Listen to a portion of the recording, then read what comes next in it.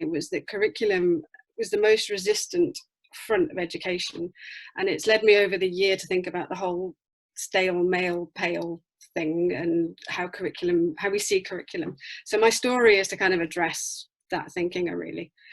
And there's a young lady currently now in my grade 4 class, but I've taught her since grade 2, so I've known her for 2 years.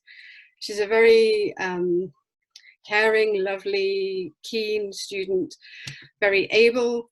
But the problem I've always had with her is that as soon as it comes to speaking in a foreign language, nothing happens. There's just nothing there, a complete block. And I've been spending the last couple of years thinking, how do I do it? How do I do it? The parents are, you must force her, you must force her. And I'm thinking, no, we're not going to do that. And the breakthrough actually came with the lockdown and with transitioning to online learning, unbelievably.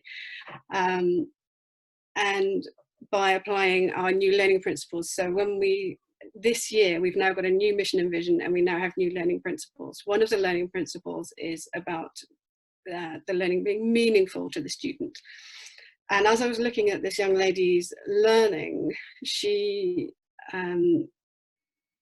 it occurred to me that she wasn't necessarily doing anything that was meaningful to her. And that was probably one of the reasons that she wasn't being able to communicate. So in the online learning, we changed the whole curriculum. We ditched some units. We changed it to communication skills rather than a connected unit to the homeroom. And as part of that, we sent out a cookbook in German, really as reading comprehension. I thought it was just going to be very simple, read the book, cook the thing, did it work, did you understand it? Not. But this young lady took the whole thing to another level by cooking the thing, sharing it with her family, videoing that.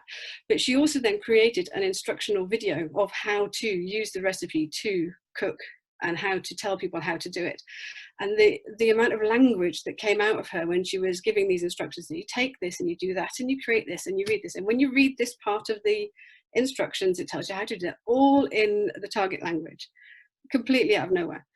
And for me, it really illustrated the need to be flexible with the curriculum, and the need to see the curriculum as something that lives and breathes and is driven by the students, and you can change, you can change anything. There's no reason why you can't change things.